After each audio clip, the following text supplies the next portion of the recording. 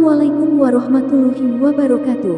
Allahumma sholli ala Sayyidina Muhammad wa ala ali Sayyidina Muhammad.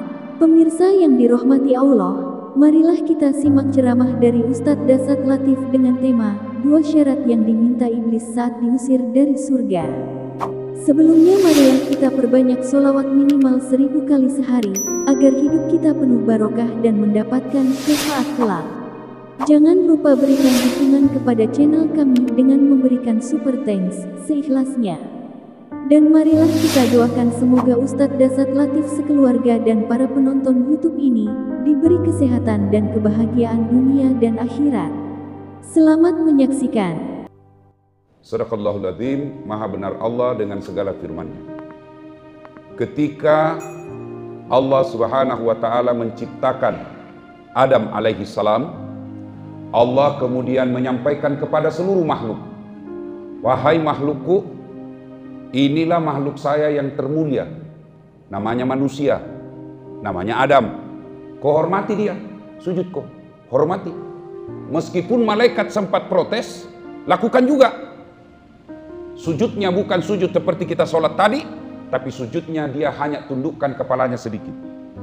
Satu makhluk Allah yang tidak mau, namanya iblis. Jadi turunannya itu begini. Jin dulu Allah ciptakan. Jin ini kemudian ada yang membangkang. Itu yang disebut iblis. Iblis ini yang tidak mau sujud karena sombong. Apa kata iblis? Kalau bahasanya di Makassar, tidak mau ya Tuhan. Kenapa aku tidak mau? Baik-baik. Ini Adam baru diciptakan. Saya senior, masa kakak hormat sama adik? Nggak mau saya. Adam diciptakan dari tanah, saya dari api. Unsur kejadian saya lebih mulia dari Adam. Nggak mau jadi. Enak itu Adam dihormati, saya tidak mau. Allah berfirman, iblis, sombong kau rupanya ya. Kalau kau sombong, tidak mau ikuti perintahku, keluar kau dari surga.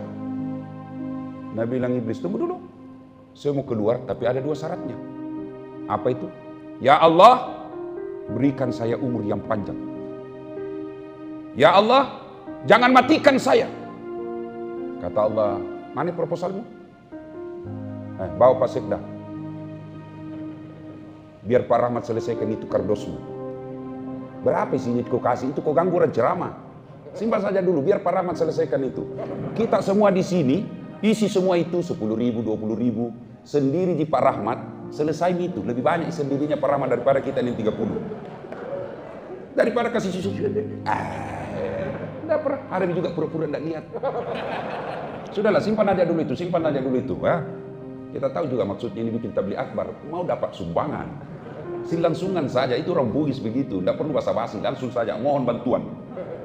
Pak Rahmat sudah panggil ajudannya tadi, itu sudah ada dompet di sampingnya. Tenang bos, aman. Biarkan kita dengar ceramah, Pak Rahmat selesaikan amplopnya.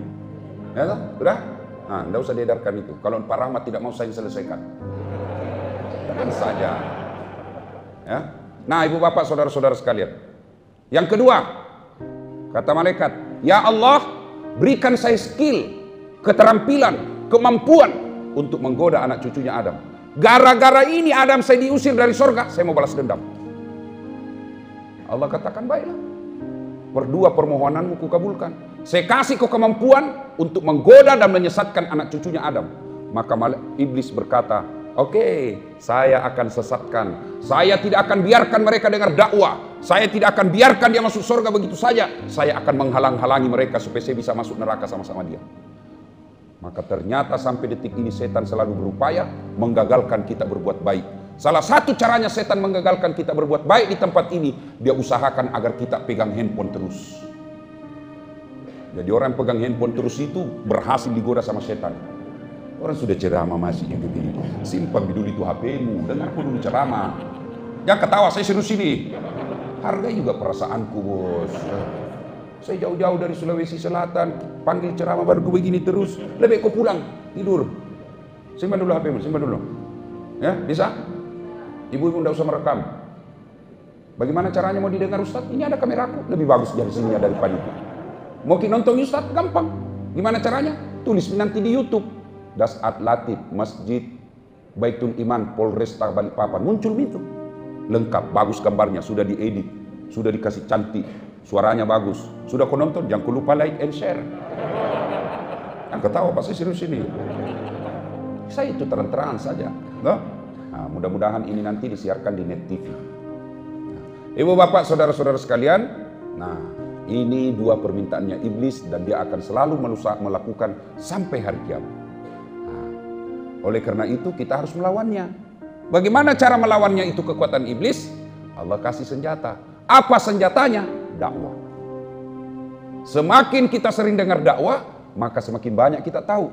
Semakin banyak kita tahu, maka semakin kita tahu cara menghadapi iblis. Nah, kita sambung dulu tadi, jin. Jin ini marganya sama manusia, maka disebut minal jinnati wan nas. Sudah itu ada jin yang diperintah sujud, dia tidak mau. Allah lagi mengambil yang tadinya dipanggil dengan jin, kemudian dipanggil dengan iblis. Nah, iblis yang selalu berjanji menyesatkan manusia, menggoda manusia agar dia tersesat, maka Allah memanggilnya syaitan. Dua sifatnya setan. Satu, sesat. Bapak minum khamar, belum lagi syaitan. Bapak berzina, belum lagi syaitan. Tapi kalau bapak minum khamar lalu panggil orang sini kau sama-sama ki. Sifat kedua ada, menyesatkan. Sesat dan menyesatkan, maka itu disebut syaitan. Kalau dua sifatnya ini ada, sudah sesat dan menyesatkan, maka dia meskipun namanya Dasat Latif, dia sudah bisa disebut syaitan. Karena dia sesat dan menyesatkan. Ibu bapak saudara-saudara sekalian, poin kedua, nah, ketika kita seperti ini, setan berusaha menggagalkan kita dengan cara apa? Ngantuk. Tapi luar biasa bapak, kalau saya ceramah dan masih ngantuk. Luar biasa nih pak, aslinya itu neneknya setan kuasai kita. Kalau ada saya yang ceramah masih ngantuk pak, aslinya itu. Tokohnya setan itu yang goda. Ya. Nah, yang kedua selain ngantuk, apalagi caranya setan mengganggu kita di sini? Maka dia duduk dekat pintu. Itu orangnya selalu dekat pintu keluar itu. Nah bilang orang Bugis, naga bagamai no bilisi. Nah dekati maku itu iblis. Setan sudah dekati kamu. Keluar. Nah, apalagi yang bisa menggoda digunakan setan di tempat ini? Konsumsi. Kita lihat terus itu konsumsi. Apalagi kalau ada pembagian, kita berharap mudah-mudahan lewat. Nah, pokoknya itu setan berupaya mengganggu kita ketika kita mendengar dakwah. Nah bilang tidak, ku kasih tenang kok. Ku ganggu kok terus. Sudah dikasih ke konsumsi, setan berhenti tidak. Nah goda lagi, bukai. Kan dalam kota itu dulu toh, setan bujuk lagi, bukai, apa isinya, bukai. Dan setan itu dia goda lagi kita. Akhirnya apa? Nggak dengar dakwah, tapi yang kita buka. Sudah kita buka, setan berhenti, tidak, nah goda kok lagi. Bagaimana rasanya? Rasai, manis itu atau penis?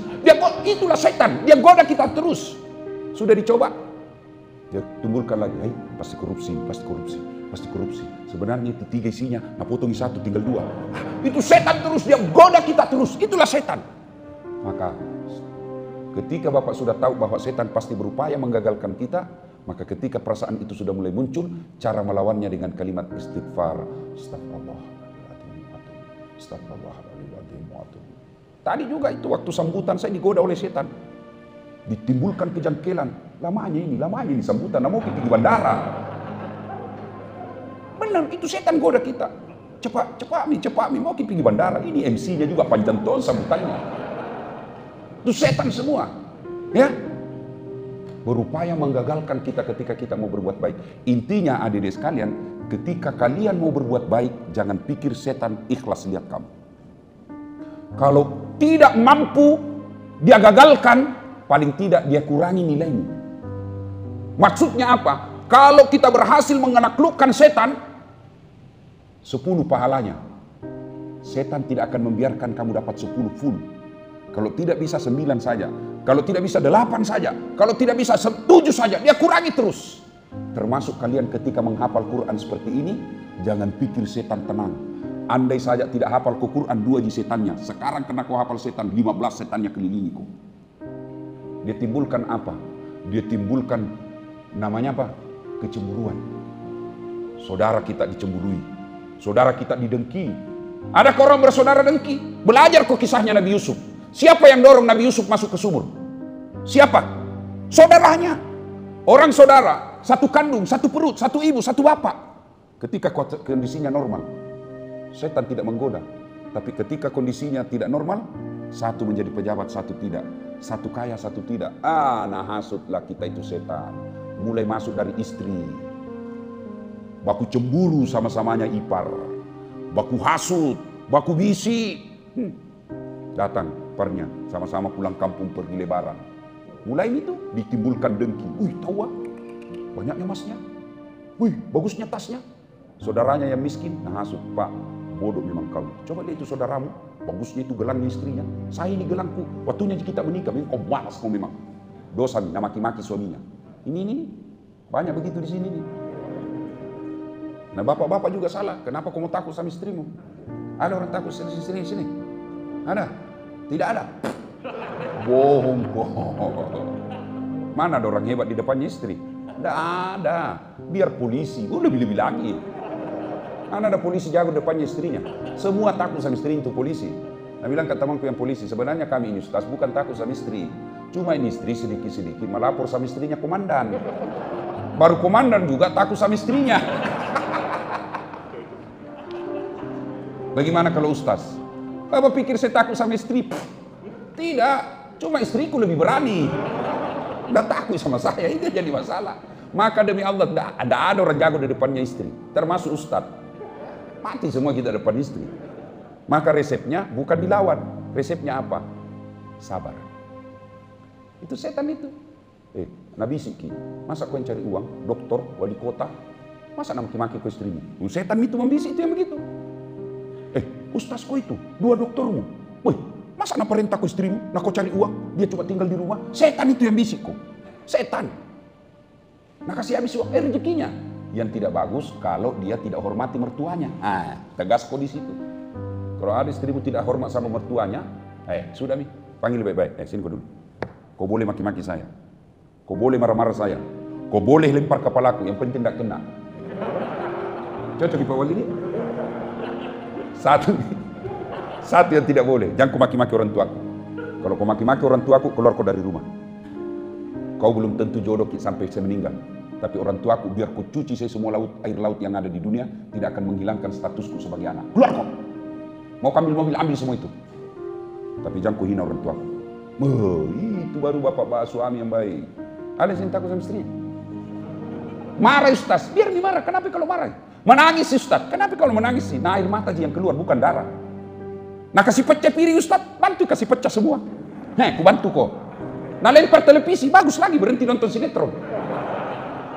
Apa pi? Piring, gelas boleh dibeli. Televisi hancur bisa dibeli. Handphone hancur bisa dibeli lagi. Harga diri sebagai suami tidak boleh diinjak-injak istri. Takbir. Itu nih tadi yang takbir yang takut sama istrinya. Nah, ibu bapak saudara-saudara sekalian, dalam hidup ini percaya setan tidak akan pernah membiarkan kamu berbuat baik. Adik-adik santri, maka ditimbulkan kecemburuan. Masa empat kau bersaudara, kau yang bungsu dibawa di masjid bermalam, kau yang bungsu dibawa di pesantren yang ngontrak-ngontrak, masa itu kakakmu sampai kuliah ke Jawa, dikasih motor, itu setan yang bisik kamu. Karena kalau kau lapang dada belajar di sini, kau ikhlas belajar Al-Quran, makananmu cuma tempe, makananmu cuma sayur, tidurmu terbatas, tidak pegang handphone, itu semua karena Allah sayang kau supaya kau dekat dengan Quran. Saudaramu yang di luar pakai sepeda, pakai mobil, tinggal di rumah, di dalam kamarnya ada AC-nya, dalam kamarnya ada televisi, itu hanya dunia yang Allah kasih, kau tidak dapat nanti akhirat. Kalau kau menderita di dunia bos, ada batasnya. Pak, Bapak merantau dari Sulawesi Selatan, cari nafkah di Balikpapan. Ternyata di Balikpapan kada nyaman. Masih ada pilihan kada? Masih ada pilihan? Masih. Apa pilihannya? Pulang lagi kampungku. Mangan orang mangan, yang penting ngumpul. Iya toh? Piye kabare? Api-api? Ji. Majak sifat nasa ngogi, kok macan ringi. Mage mas, Siti mah gombal dua mata aja. Kok mataku dikagak melo mengaku. Pura lihat duit kera-kera mau apa? Kadang nyaman jar. Babi ini bugis. Itulah hebatnya Indonesia, banyak bahasanya. Nah, saudara-saudara sekalian, percaya ketika Anda mau berbuat baik, pasti setan berupaya menggagalkan kita. Adik-adikku sekalian yang mondok di sini, yang sekolah, akan bilang, menderita kita Ustaz. Makannya terbatas, tidurnya dibatasi. Lebih banyak kita menghafalnya. Saudara kita enak pegang handphone. Begitulah cara Allah memuliakan kalian. Dan bersyukur bisa di pondok. Ini yang ceramah di ini, yang lagi ceramah sekarang, tidak pernah saya mondok. Tapi karena serius mau belajar agama, biar orang di pondok tinggal, kalau dia hanya maunya orang tuanya, tidak lama itu bertahan. Tapi kalau kalian yang mau, biar tidak di pondok, bisa. Mana buktinya? Dasat latih. Lihat, saya tidak pernah sekolah pondokan. Satu-satunya pesantren yang pernah saya alami, saya pernah jalani Pak Wali, adalah pesantren kilat. Itu sih. Nah, saudara-saudara sekalian, ini poinnya. Nah, setan lagi berupaya. Ada pesantren, ada pondoknya, berhasil. Tapi kan mau perlu lagi peningkatan. Buka donasi. Setan goda lagi kita itu. Jangan aku bantui. Kami itu, sudahlah, biar aja dia urus pondoknya. Kenapa dia bikin pondok kalau ada uangnya? Itu setan semua goda kita itu. Percaya, setan tidak akan pernah ikhlas melihat kita berbuat baik. Tugasnya setan mencari teman sebanyak-banyaknya untuk ajak masuk neraka. Itu Al-Quran selalu saya baca setiap saya ceramah. Ya ayyuhalladzina amanu dukhulu fis-silmi kafatan wa la tattabi'u khutuwatis syaitan innahu lakum adu mubin. Wahai orang-orang yang beriman, masuklah engkau ke dalam Islam secara sempurna dan janganlah engkau ikuti langkah-langkah setan, karena sesungguhnya setan itu musuh yang nyata bagi kalian. Nah, poin kedua, ada anak muda namanya Ubay bin Ka'ab. Anak muda sahabat Nabi, jauh beda umur dengan Nabi, tapi beliau termasuk anak muda yang dicintai Rasulullah, segolongan dengan Salman Al-Farisi. Anak muda yang sangat dicintai oleh Rasulullah. Nah, ketika Rasulullah sudah wafat, Umar bin Khattab pernah bertanya kepada Ubay. Ubay ini ahli hikmah, pandai mengkaji apa hikmah di balik kejadian, apa hikmah di balik ayat, apa hikmah di balik perintah puasa, apa hikmah di balik sholat. Itu pandai, ilmu hikmah namanya. Jauh lebih tua Umar bin Khattab dan jauh lebih kuat beribadah Umar bin Khattab dibanding Ubay. Dia panggil, Ubay, ta'al, sini kau dulu. Sini kau dulu. Apa Umar? Apa sesungguhnya hikmah dan makna dari kata takwa itu? Karakter sifat orang takwa. Apa hikmahnya itu? Allah menunjukkan kita puasa untuk menjadi orang takwa. Apa itu hikmahnya itu takwa? Karakternya. Ubay bertanya kepada Umar. Umar, pernah kau jalan sama Nabi? Oh, sering. Ketika Nabi berjalan sama kamu Umar, dan Nabi mendapati kerikil-kerikil, Nabi mendapati jalan yang banyak cadasnya, batu-batu tajamnya, Nabi mundur enggak? Kalau Nabi mendapati arena perjalanan yang banyak durinya, banyak batu-batunya yang bisa merobek kulitnya, Nabi mundur. Kira-kira apa jawabannya? Kira-kira kalau Nabi ketemu jalan yang banyak batu-batunya bisa merobek kaki, kira-kira Nabi mundur? Ayo, Pak Polis, Nabi mundur? Kira-kira? Ayo, hebat ini Pak Polisi. Ya, jarang-jarang polisi sholat subuh di masjid. Ya, ini ada juga saya lihat di depan tadi Satpol PP. Jarang-jarang Satpol PP sholat di subuh. Tapi saya tahu kenapa dia datang. Karena ada wali kota. Ya kan? Begini ceritanya toh. Nah, kira-kira tiba-tiba Nabi dapat batu cadas di situ. Nabi kira-kira bilang, pulang maki. Kira-kira begitu? Ayo. Tidak. Nabi jawabannya Umar. Ketika saya jalan sama Nabi dan kami mendapati batu cadas, Nabi dia sing-singkan dengan bajunya. Lalu jubahnya diangkat sedikit. Nah, lalu Nabi jalan dengan penuh kehati-hatian. Nah, baru lewat. Kira-kira kalau barak cadas di sini, Nabi jalannya begini. Kira-kira begitu Pak Wali? Oh, hancur kakimu. Lalu Ubay menjawab, itulah makna takwa. Itulah makna takwa. Kehati-hatian. Tidak ceroboh. Lawan dari hati-hati, ceroboh. Lawan dari hati-hati orang Makassar bilang kajili-jili. Kalau kau kajili-jili, siap-siap kau jatuh. Kalau kau kajili-jili, siap-siap kau luka. Kalau kau kajili-jili, siap-siap kau terkapar. Maka harus hati-hati. Hati-hati apa? Satu, hati-hati memilih pemimpin. Pak, kalau berjamaah tadi subuh, Pak Imam kentut, Iyyaka na'budu wa iyyaka nasta'in. Apa reaksinya orang di sini? Kira-kira iya. Saya husu ini mendengar bacaannya. Iyyaka na'budu. Langsung saya bilang, metui Pak Imam. Pasti bubar jamaah. Iya toh? Lalu Pak Imam tinggalkan. Pasti bubar jamaah. Iya. Iya toh? Sementara ada jamaah di pinggir pintu di sana. Dia saja yang rusak jamaahnya. Dia keluar. Tidak bubar jamaah. Paling orang penasaran apa itu di. Paling. Iya toh? Itulah pentingnya hati-hati memilih imam. Hati-hati memilih pemimpin. Maknanya kalau kau salah memilih pemimpin, maka hidup berjamaah hancur. Jangan pilih wali kota karena nak kasih kau uang. Jangan pilih anggota DPR karena dikasih kau uang. Kalian marah-marah, kenapa itu anggota DPR tidak pernah lagi datang lihat-lihat kita? Nah bilang, untuk apa saya datang lihat kau? Nah sudah mau kuku kasih dulu 300.000. Yang ketawa ibu, barangkali ibu juga korbannya. Dan majelis taklim sekarang juga pintar manipolitik. Dia datang sama Pak Rahmat Masud, Pak Wali, kami punya majelis di desa ini di kelurahan.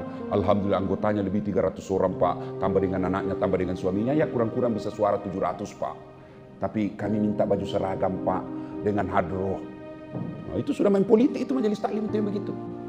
Ya, hati-hati memilih pemimpin. Kalian salah memilih pemimpin, hancurlah. Bukan cuma 5 tahun. Kalau dia bikin aturan, dia bikin perda, dia bikin undang-undang yang menyengsarakan rakyatnya, maka kita, bukan cuma kita yang sengsara, anak juga ikut sengsara. Hati-hati memilih pemimpin. Apalagi yang kedua, hati-hati memilih guru.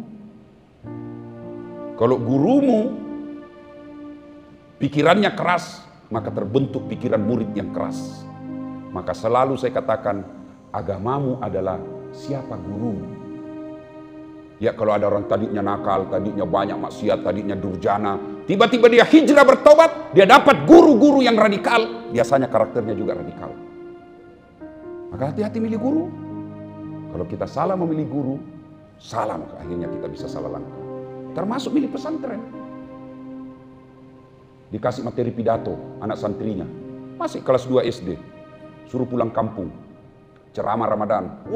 Ternyata dalam materi ceramah yang dihafal semua dia bidah-bidahkan. Bid'ah doa bersama. Kaget semua mati. Nah, selama ini kita doa bersama di sini. Bid'ah zikir berjamaah, mati. Sudah masuk di otaknya itu, padahal dia awalnya menghafal. Maka hati-hati memilih pondok untuk anak-anak kita. Banyak yang tadinya masih baik, dikirim kuliah, kirim sekolah, pulang dia kafirkan bapaknya gara-gara taksiyah. Apa ini taksiyah? Tidak ada pada zaman Nabi. Ini sesat. Saya bilang, dari mana kau belajar agama? Bapakmu kau bilang sesat. Dari mana kau puncak itu? Semua puncak ilmu itu adalah akhlak. Coba deh, contoh lagi namanya akhlak. Ya, berjamaahlah kita. Semua ada di sini, Pak Wali, Pak Polisi, Pak Ustadz, tokoh-tokoh masyarakat ada di sini. Ada dia satu di sini, Pak Imam. Selesai sholat, Assalamualaikum warahmatullahi wabarakatuh. Assalamualaikum. Langsung berdiri. Enggak tabik-tabik itu begini. Enggak dia. Karena katanya haram jongkok-jongkok bungkuk-bungkuk depan manusia, haram. Lewatlah dia. Kenapa cepat tinggalkan? Haram doa bersama. Tidak boleh doa bersama, tidak boleh zikir bersama. Kalau begitu, kalau adik-adik tidak mau doa bersama, tidak mau zikir bersama karena dianggap tidak pernah dilakukan Nabi dan itu anggap adik-adik sesat, ya okelah, pahamilah itu, laksanakan. Tapi tolong jangan kau ganggu orang yang lagi berzikir dengan kau langkah-langkahi. Caranya apa? Kau di belakanglah duduk. Kau di belakang duduk. Insya Allah mengalah di belakang duduk karena memuliakan akhlak. Orang tua, orang ulama, tokoh-tokoh itu juga pahala kemuliaan. Karena puncak daripada semua ilmu adalah adab. Itulah sebabnya Nabi ditanya, ya Muhammad, untuk apa kau diutus ke muka bumi ini? Liutammimal makarimal akhlak, memperbaiki akhlak manusia. Hati-hati. Hati-hati milih pemimpin, hati-hati milih guru. Kalau kalian baca ayat, cari guru yang bisa jelaskan. Kalian baca hadis, jangan kau terjemahkan sendiri. Hati-hati, karena kalau salah kau menerjemahkan, kau bisa sesat. Contoh, ayat konkret, real, ada tulisan dalam Quran, la ikraha fiddin, tidak ada paksaan dalam beragama. Ada itu toh? Adik-adik, ada kan dalam Quran itu? Ditanya, kenapa kau tidak sholat? La ikraha fiddin, tidak ada paksaan dalam agama. Salah kau dong, beleng-beleng ini. Kenapa tidak puasa? La ikraha fiddin, beleng. Itu ayat Nabi ketika ngajak orang masuk Islam, didakwai dan tidak mempan. Sudah, Allah bilang, sudah jangan kau paksa masuk Islam, tidak ada paksaan. Ketemu hadis, jangan kamu, apalagi di IG, capture itu yang satu-satu lembar, apa sih namanya itu, player apakah? Ya, foto-foto hadis, kau baca saja, hati-hati. Ketika kalian membaca hadis, jangan cuma baca kalimatnya, tapi cari asbabul wurudnya, sejarahnya itu hadis. Karena kalau kau tidak dapat sejarahnya, kau tidak pahami sejarahnya, bisa kau salah menerapkan dan memaknai hadis itu. Nah, hati-hati, jangan telan bulat-bulat. Tanya guru, tanya ahlinya. Hati-hati memilih guru. Yang ketiga, hati-hati memilih rumah. Rumah juga menentukan. Saya Pak Wali, setelah saya sadar-sadar kira-kira 1 tahun belakang, 2 tahun nih kira-kira, saya baru sadar. Ternyata Allah memelihara saya hidup selalu dekat dari masjid. Sampai sekarang. Dulu di kampung, tempat lahirku, sampai SMP, rumahku dekat dari masjid. Tidak sampai 200 meter. Begitu cara Allah memelihara saya. Saya baru sadar, saya selalu hidup dekat masjid. Pindah dari Pinrang, merantau ke Makassar, sekolah SMA. Rumah kakak saya dekat dari masjid, Yosudarso. Saya pindah dari Yosudarso, pindah Jalan Harimau, lebih dekat lagi, tidak sampai barangkali 20 meter, guling-guling saja sampai mah. Sudah itu saya pindah dari Jalan Harimau, pindah lagi di Babul Jannah, depannya Brimob, Pak Baim-Baim, dekat juga itu tempat kontrakku dari masjid. Pindah itu saya pindah lagi Jalan Cemara, Makassar, Panakukang, dekat lagi, saya malah jadi ketua remaja masjid di situ. Pindah lagi dari situ, saya pindah lagi ke Todopuli. Belakang rumah lagi saya tidak sampai 20 meter, masjid lagi. Sekarang saya tinggal di Hertasni. Tidak ada masjid, saya bikin masjid. Apa hebatnya kalau dekat dari masjid Rumata? Insya Allah anakmu ketika tumbuh nanti bergaulnya di masjid, jadi remaja masjid. Dan berapa banyak orang ahli agama bukan dari pondok, tapi karena dari masjid. Yang kedua, kalau dekat dari masjid, insya Allah salat kita awal waktu. Malu-malu kita kalau asam tinggal di rumah, lihat kita tangga tak ada, jadi tidak pergi ke masjid. Maka Bapak Ibu, kalau mau beli rumah, karena kalian semua orang kaya, mau beli rumah di Samarinda, mau beli rumah di Jakarta, jangan mau cari rumah 10 menit dari bandara. Tiap hari kau mau pergi bandara. Mahal tiket. 10 menit dari rumah sakit. Berdoa aku dong, supaya tidak masuk ke rumah sakit. 10 menit dari mall, mau kau pergi mall tiap hari? Yang bagus 5 menit dari masjid. Carikan itu rumah anakmu yang dekat dari masjid. Paling tidak dia akan jadi panitia remaja masjid. Besar sedikit kalian bisa jadi panitia pembangunan masjid. Kalau sudah jadi panitia pembangunan masjid, masa rumahnya Allah diurus, masa Allah sengsarakan hidup? Tidak mungkin. Rumahnya saja Warahmat Mas'ud kita urus, sudah senang. Apalagi rumahnya Allah. Itu enaknya kalau kita dekat dari masjid. Nah, ibu bapak saudara-saudara sekalian, dan yang berikutnya, hati-hati memilih pasangan hidup. Ada jomblo di sini? Atau mau tambah lagi? Adik-adikku remaja, ini penghafal Quran, hati-hati milih calon istri. Kalau kalian masih ada di benakmu tidak cukup 1 istri, jangan kau pilih yang tukang marah. Kalau kalian masih punya cita-cita sunnah Rasul sampai 4, cari kau istri yang sabar sekali dan tidak banyak maunya. Kalau kau dapat yang tidak sabar, wabillahi taufiq wal hidayah. Pengawasan melekat bawah, tidak bisa kita macam-macam. Biar HP diperiksa terus. Baru kita datang diperiksa lagi HP, periksa lagi HP. Terpaksa dipalsukan namanya orang.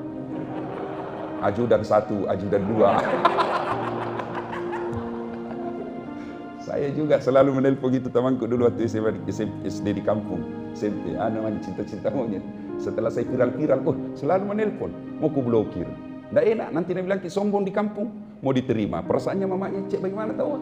Terpas aku tulis di situ Pak Wali, penjual batu bata. Begitu saya lagi duduk, tiba-tiba bunyi handphone, ada mamanya cek, dia bilang, "Oi Ustaz, penjual batu bata." Mati. Langsung dapat hidayah saya. Jangan kau angkat sayang, tagihan itu. Perempuan kan paling takut tagihan. Selamatlah saya. Pulang saya ceramah, sampai di rumah saya mau minum teh. Dia bilang mamanya, "Cik, ada di situ gula." "Mana saya di situ?" "Ada di tulisannya di toples." Kulihatlah itu toples gula, kuisi. Sudah ikut coba, kenapa asin sekali? Kulihat isinya, garam. Nah tulis gula. Aku bilang, "Sayang, kenapa kau tulis ini gula baru garam isinya?" Dia bilang, "HP-mu juga lagi isinya, lain kau tulis."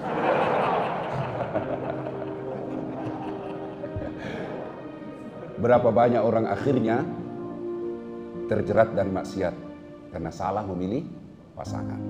Nah, ibu bapak saudara-saudara sekalian, banyak yang mau disampaikan, tapi waktu jualah yang membatasi kita. Terima kasih Pak Wali yang selalu mengundang saya datang ke kota Balikpapan. Dari semua teman dan sahabat yang saya kenal di Kalimantan Timur ini, Pak Rahmat Masud lah yang paling sering mengundang saya ceramah. Alhamdulillah. Cuma setelah jadi wali kota, kurang-kurang nih. Saya tanya-tanya, kenapa kurang-kurang sekarang undangan Ustaz, Pak Wali? Covid Ustaz, dilarang orang berkumpul. Oh, padahal saya tanggoda sama itu, bilang, lupa sama itu tamamu. Oh, ternyata Covid. Alhamdulillah ya. Ibu bapak saudara-saudara sekalian, demikianlah dakwah kita. Luar biasa kalau begini. Wali kotanya hadir pengajian, ulama-ulamanya datang, polisinya hadir, ibu-ibunya datang. Coba kalau setiap masjid, setiap subuh ada begini, tidak usahlah setiap subuh, sekali sepekan, maka insya Allah Balikpapan Allah berkahi. Allah turunkan keberkahannya dari dunia, dari atas langit dan dari dalam tanah. Demikian, mudah-mudahan ada manfaat, lebih dan kurangnya mohon.